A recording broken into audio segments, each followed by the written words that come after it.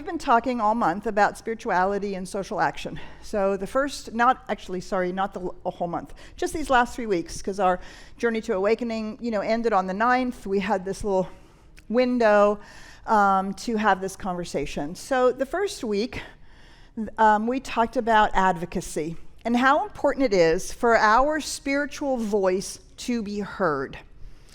And that it is important to bring our spiritual voice to the table. It's no longer okay to hold back because we're afraid of offending someone, or we're afraid that we can't speak up in a way that's appropriate. Right? We know from our own spiritual traditions, we don't make other people wrong, we don't make them bad, we don't hate them, we don't call them names. What we do is we speak truth, and we speak a vision into being. Right? That's exactly what we do with our own lives. And so when we are advocating, we are speaking about not just the possibility, but the reality that vision can pull us through.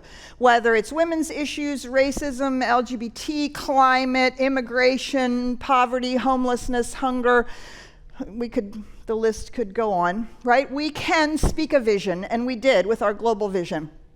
And our job is to find that slice that is important to us, that we are willing to contribute our time, talent, and energy to. Simply being upset about it isn't going to change anything. And withdrawing and having apathy and believing that nothing will ever change will only hold it in place. So last week, we talked about how easy it is to get sucked into the way in which all of this stuff is framed, and how easy it is that that the media and social media, it becomes sort of a flinging contest, and also it is designed to so upset us that we can't find a middle ground. And to polarize us, and to keep us polarized, because, a house divided against itself actually can't stand, right? 49% of the United States right now, they self-identify as not Republican and not Democrat. 49% of people, and yet all we hear about the extreme sides. And our job is to speak into the middle, the common ground that allows us to move forward in a sustainable, respectful, loving way that allows us make sure that we are creating a world that works for everyone and lives that work for each one of us. And all of the uniqueness that each of us have, and all the various challenges that we share collectively. So we did a little examination of all the ways that arguments can be presented that are designed to either hook you in, upset you, make you mad, or to have you come to the wrong conclusion.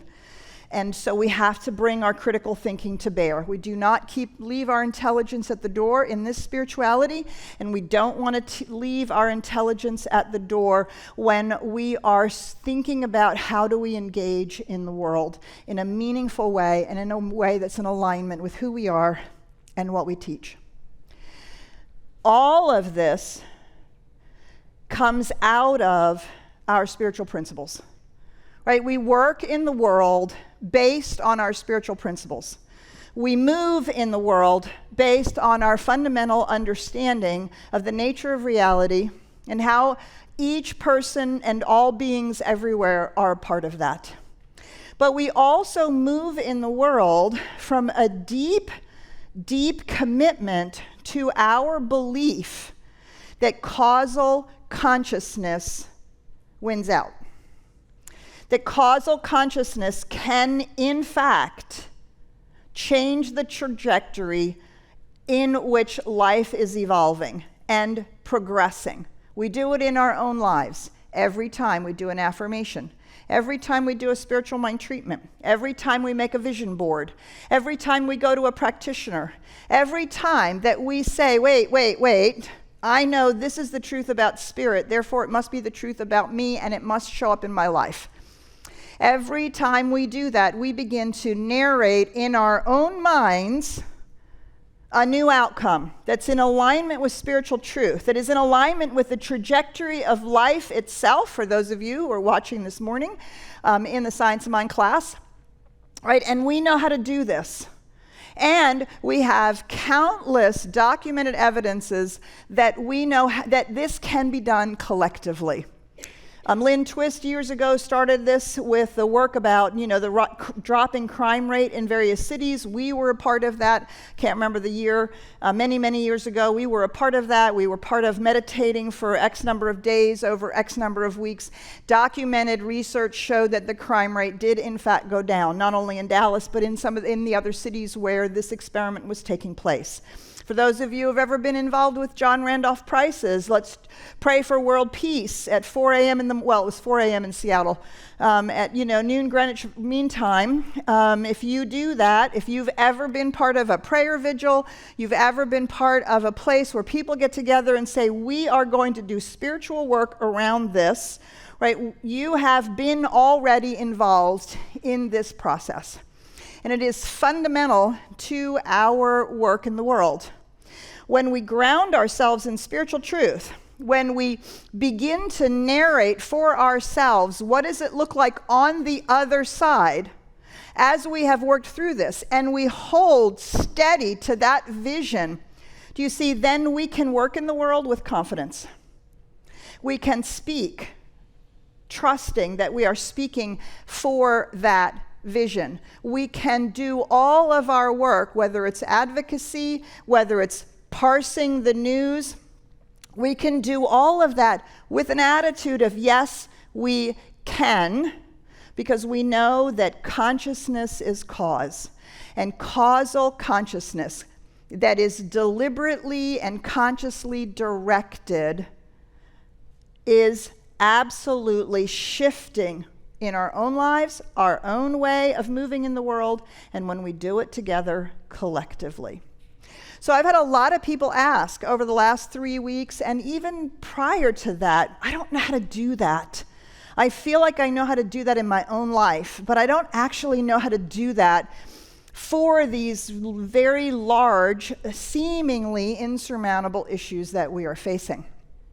And so it's because it's the ground from which we work, I want to make sure that as we have gone through these last 2 weeks, that we ground it in this fundamental belief that we have, that when we are standing in causal consciousness, nothing can stand in the way of that. Every spiritual tradition has taught us that, right? Whenever two or more are gathered, and I with God as a majority, there's so many ways that our spiritual traditions and the mystics of the ages have shown us that this is true. And we have now scientific evidence and documented research that corroborates that this is true. So you'll see in 2024 that CSLDallas is really we're going to develop some of these things and some times for us to come together. We're also going to help you understand that there's lots of people who are doing this, and you can jump in on lots of this causal work.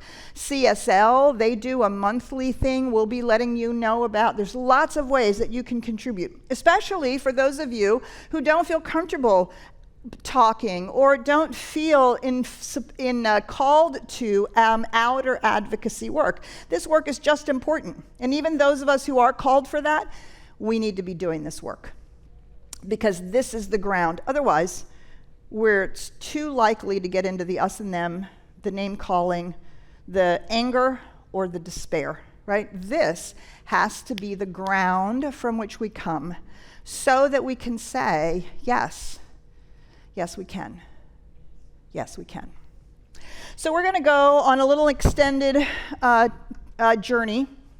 I have come to realize that our good spiritual mind treatment is not that different than a shamanic journey, than the things that they teach in the mystery schools. We want to continually remember that a spiritual mind treatment is not about the words we say, but it is about the consciousness that we create. It is not unlike the consciousness that we can't do this with my shoes on, sorry. It just doesn't work. Can't do it with my shoes on. And so we're going to do we're going to do a little, we're just going to do a little something here. So your job is to participate. How you participate in collective consciousness is that you decide to be a part of it, right? That means that you hold your focus. You hold your attention. Just like in meditation, right? You have those moments where you're like bored, like, oh God, was this ever going to be over? And then you have those other moments when all of a sudden you're thinking about what you're going to do tomorrow, right? Just like that, you're going to bring yourself back. Each time you're going to bring yourself back. You're going to stay as focused as you can. It's a little bit like a journey or guided visualization imagery. So you're actually going to follow the words that I'm saying and do everything that you can to imagine them, embody them, experience them in your own consciousness. These might not be the words that you would choose, but I'm the one taking you on the journey, so come on with me. Right? Do the best you can with that. And then fundamentally, ultimately, the space we want to be in is in agreement that this is the truth. Yes, we can. Yes, this is the truth. Yes, this is the story I'm going to tell. Yes, this is the mental equivalent I'm going to hold. Yes, I'm going to stand in this place, and from it I will not be moved. I will not be moved by whatever it says in the news, by whatever fear I myself might have. That, right, this is what we do over and over and over again as we ground ourselves in the deeper and deeper and deeper experience of consciousness. Ground ourselves deeper in the truth so that we cannot be swayed. So join with me at home. The instructions are exactly the same. Just be in the process as fully, as completely as you can. Notice where you have doubt. Notice where you're yet but. Notice where you're, it's like that's ever going to happen. Notice where those show up, right? That's where our doubt is interfering with our belief in spiritual truth and in causal consciousness.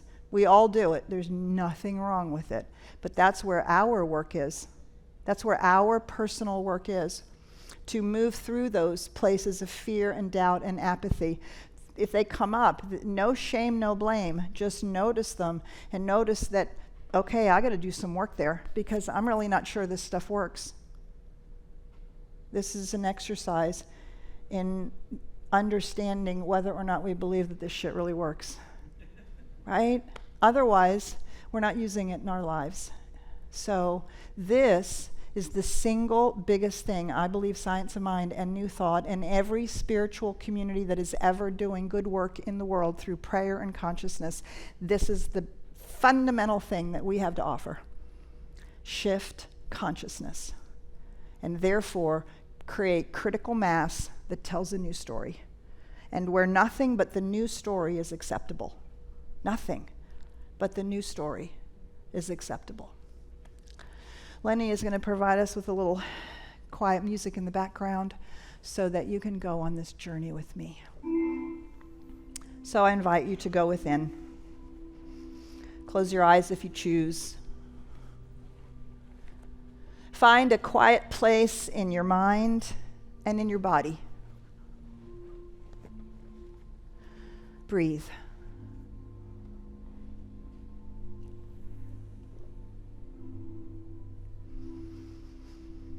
Just breathe.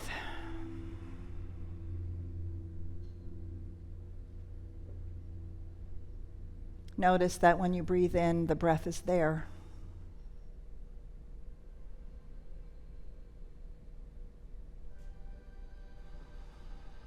And that in this intimate exchange of breath,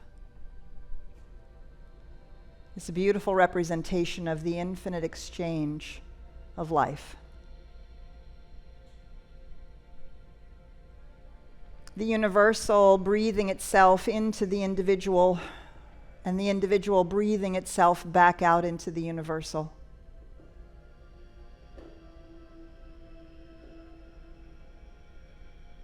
Notice how fluid it is. No place where the universe ends and the individual begins.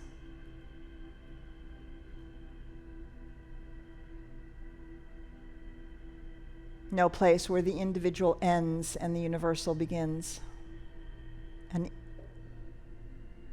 beautiful flow of oneness, a flow of wholeness.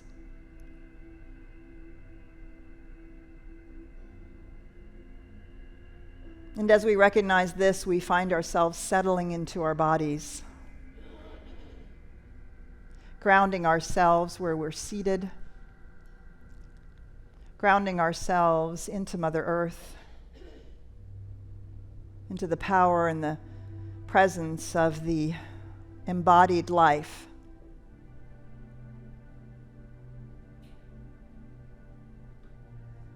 And so we can breathe down into the earth and back up again, noticing that there too, there is no separation.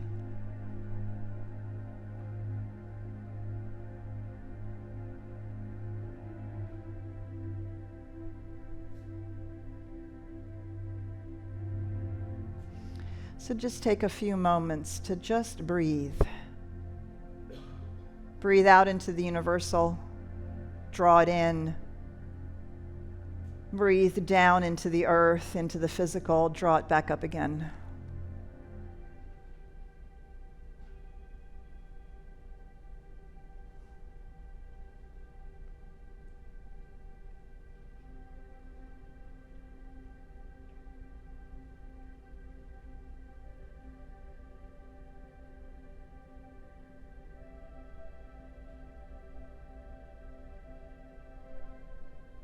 And so we begin to sense and feel that there is an infinite reality so much beyond our own limited experience.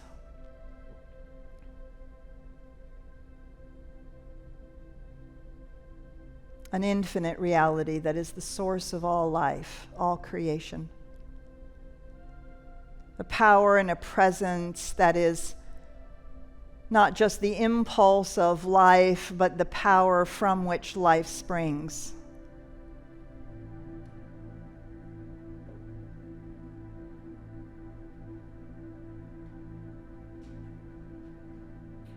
And we call that impulse love.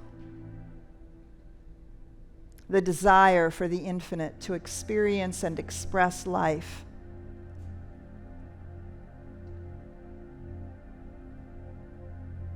And so it falls into form, multiplying itself into all the individual expressions of life. Here on planet Earth, everywhere in the galaxies, multi-universes, all of the expressions, infinite in nature, joyously, uniquely expressing some aspect of the one. The hummingbird that flashes in the sun and moves its wings so impossibly fast. The bumblebee that seems to have no right to fly, and yet it does.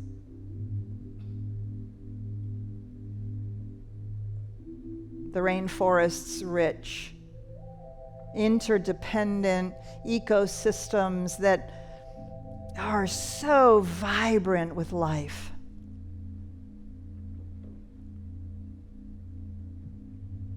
The mountaintops and the ice flows that are some of the richest environments for life to flourish.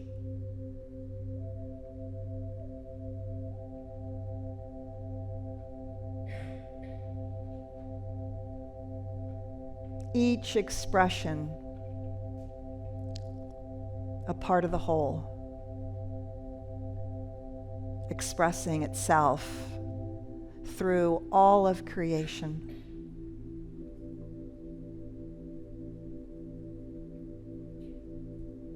And notice that this infinite life is forever becoming. That infinite being is forever becoming. And this is the joy of life itself to express.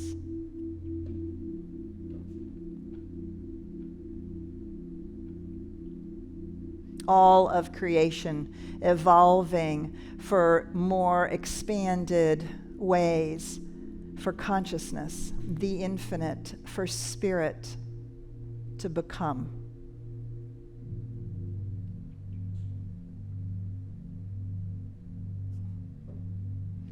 And this is eternally and forever going on.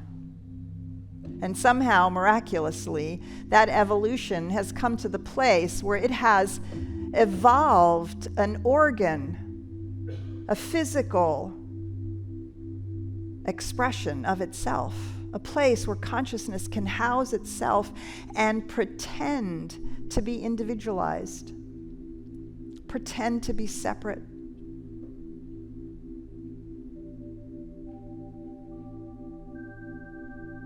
Any place where self-consciousness has arisen, all over the galaxies, multiverses, all over our planet, and right where we are as human beings, you and me.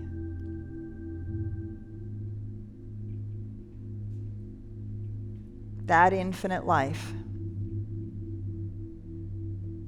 has evolved to an organ that can see itself, that can see the universe as the individual, see the individual as the universe, feel the connections, sense this infinite oneness, experience the interconnectedness, not only of the universe and the earth, but all beings everywhere. And all people everywhere.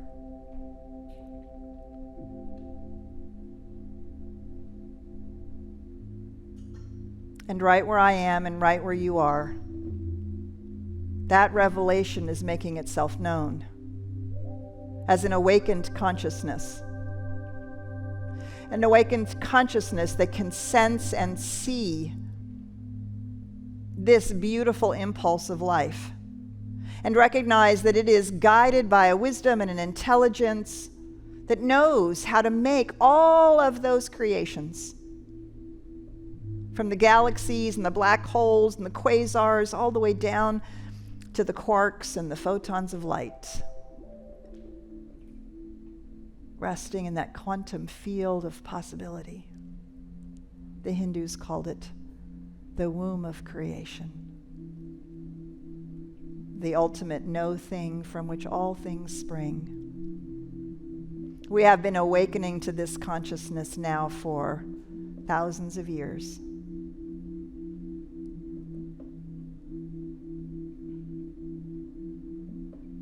And if we continue to follow our imagination with our breathing up into the universe and down into the earth and our connection to all beings everywhere, notice where the meeting point is. Where do all these things come together and cross in our awareness? Right in the heart. Right in that sacred and beautiful place where the one sees the many and the many can express as the one, and we feel that infinite love of life pouring in through and as us.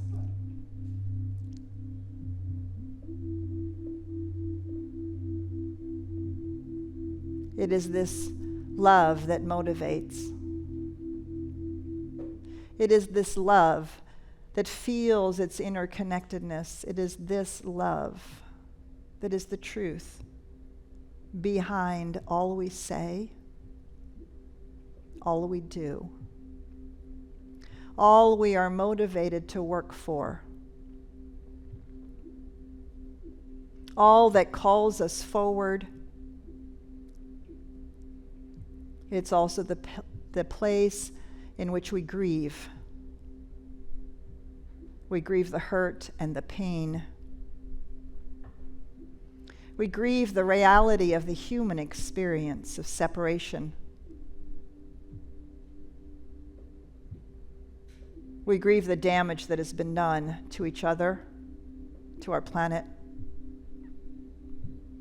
We grieve ignorance.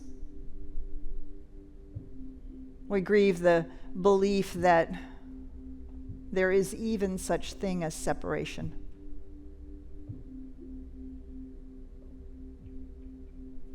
And it is because we know the truth of love that we grieve.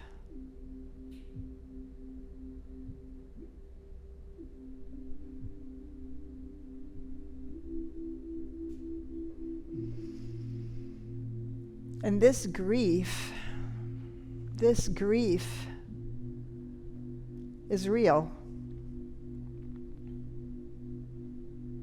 And we grieve it because we know something different. We grieve it because we can see possibility.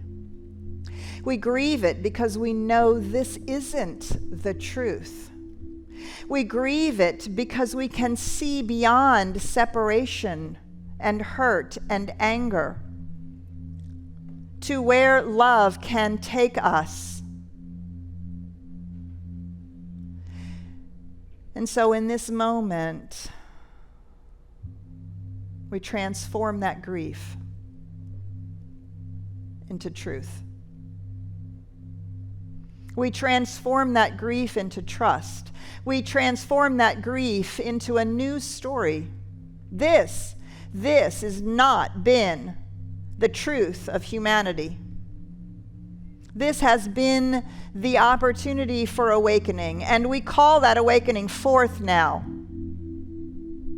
We stand as awakened beings who can see possibility, even if we don't know how, even if we don't know form.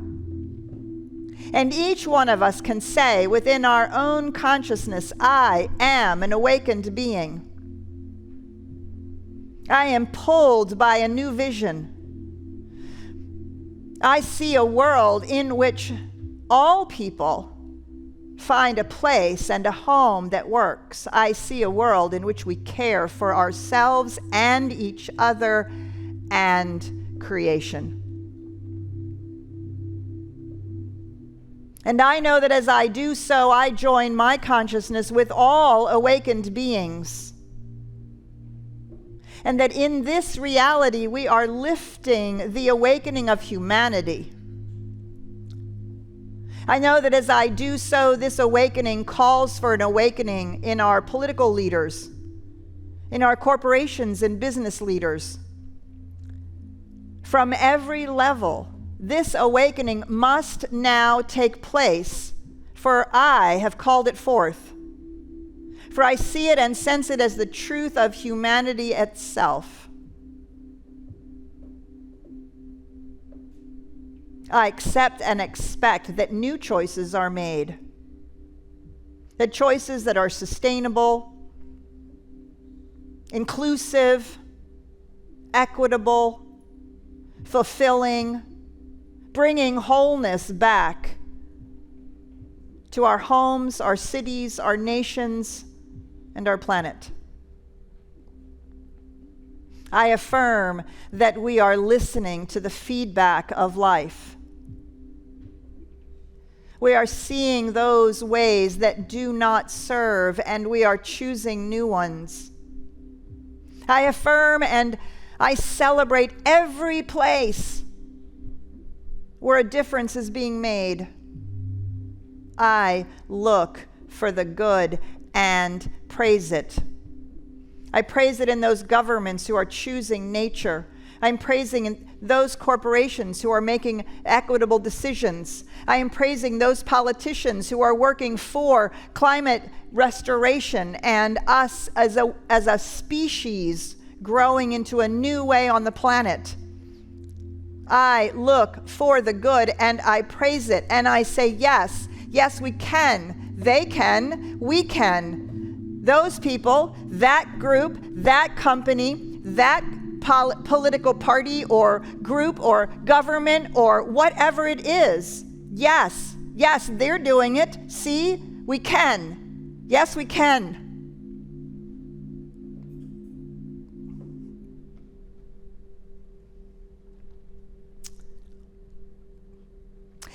And because we say yes, the law says yes back. The universe says yes.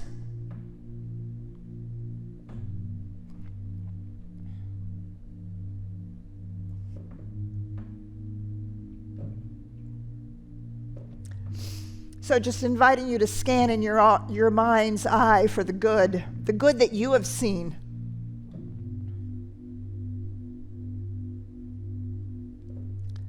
Right now, I lend my energy and my attention and my expectation that this good makes a difference. I believe in it.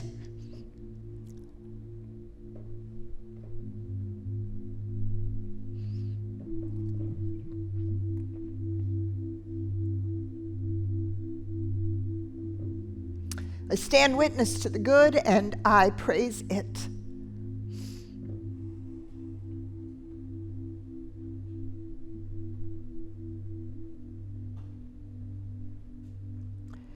And because I stand here, I shall not be afraid.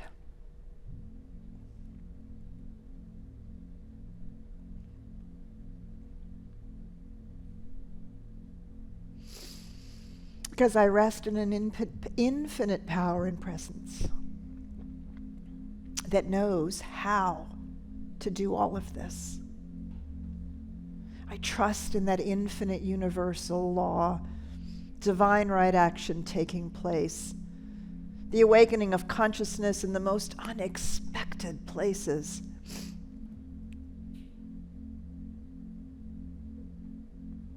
I release any concern about how. And I allow myself to be moved, directed, guided for what is mine to do. I do not need to change all of it. I choose where I place my work, my energy, my attention. And I know it is guided by that infinite power and presence. I know it is life itself moving as me. And because I know this, I know that my voice is effective. I know that my work makes a difference. I know that when I write or speak or choose or pray, that it does in fact make a difference because it is guided by love. It is impelled by life, and it is governed by the intelligence that knows how, that has said, as me, oh, this, do this, say this, be there, go there, get involved with that. Because I know who I am, and I know where I stand, and I know what is impelling me forward.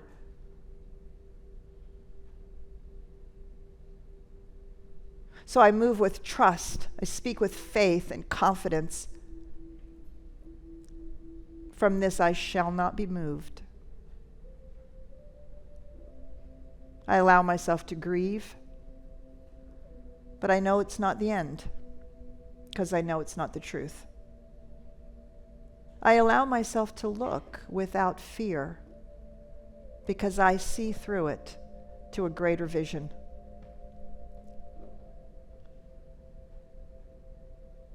And I know that as I do this work, I do this with countless, hundreds of thousands, millions of awakened souls. I stand shoulder to shoulder, hand in hand, heart to heart.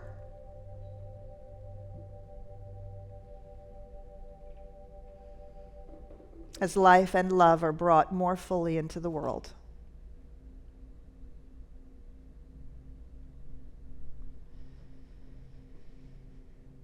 And it is here that I stake my claim. From this place I shall not be moved. I shall come here back to this over and over and over and over again. Because I believe this is how consciousness is caused. No, the law only says yes. And so it is with deep and powerful faith and trust that I know that it is already done. That vision is pulling so strongly, it cannot be denied.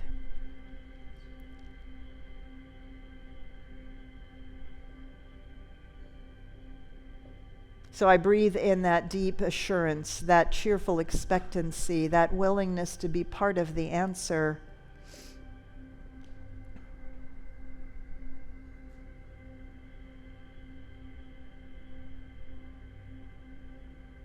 So just breathe.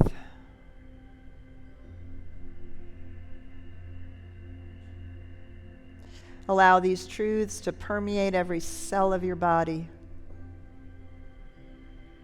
every synaptic pathways of your mind, every energetic aspect of your being.